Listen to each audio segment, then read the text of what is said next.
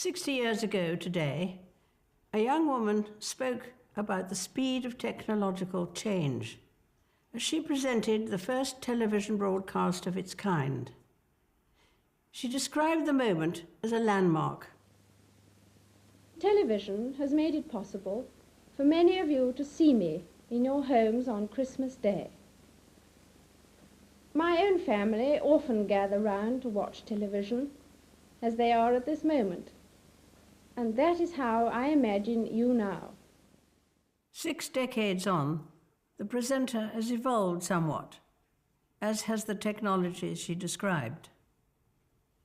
Back then, who could have imagined that people would one day be watching this on laptops and mobile phones, as some of you are today?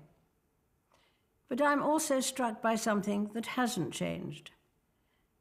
That whatever the technology, many of you will be watching this at home.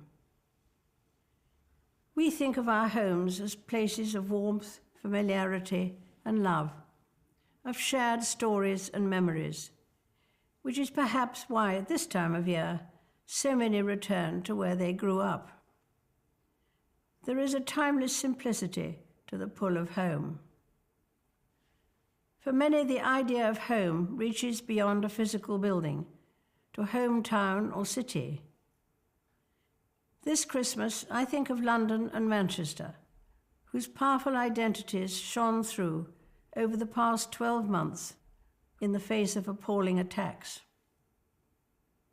In Manchester, those targeted included children who had gone to see their favourite singer.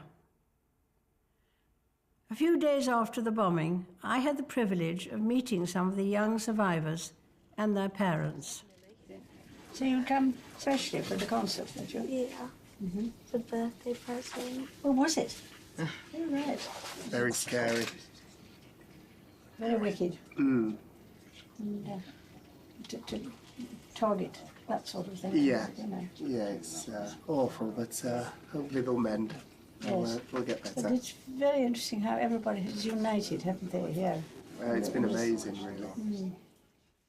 I described that hospital visit as a privilege because the patients I met were an example to us all, showing extraordinary bravery and resilience.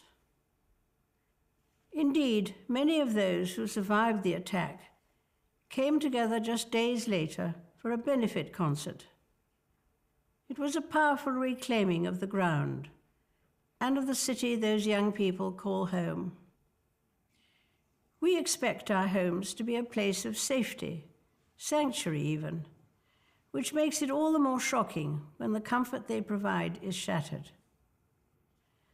A few weeks ago, the Prince of Wales visited the Caribbean in the aftermath of hurricanes that destroyed entire communities. And here in London, who can forget the sheer awfulness of the Grenfell Tower fire? Our thoughts and prayers are with all those who died and those who lost so much. And we are indebted to members of the emergency services who risked their own lives this past year, saving others. Many of them, of course, will not be at home today because they are working to protect us. Reflecting on these events makes me grateful for the blessings of home and family, and in particular for 70 years of marriage. I don't know that anyone had invented the term platinum for a 70th wedding anniversary when I was born. You won't expect it to be around that long.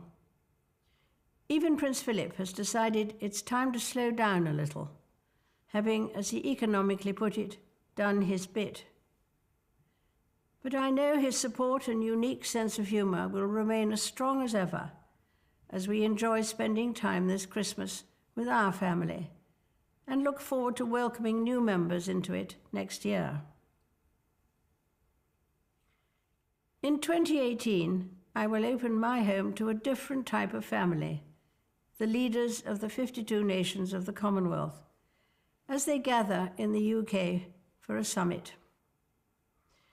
The Commonwealth has an inspiring way of bringing people together, be it through the Commonwealth Games, which begin in a few months' time on Australia's Gold Coast, or through bodies like the Commonwealth Youth Orchestra and Choir, a reminder of how truly vibrant this international family is. Today, we celebrate Christmas, which itself is sometimes described as a festival of the home. Families travel long distances to be together. Volunteers and charities, as well as many churches, arrange meals for the homeless and those who would otherwise be alone on Christmas Day. We remember the birth of Jesus Christ, whose only sanctuary was a stable in Bethlehem.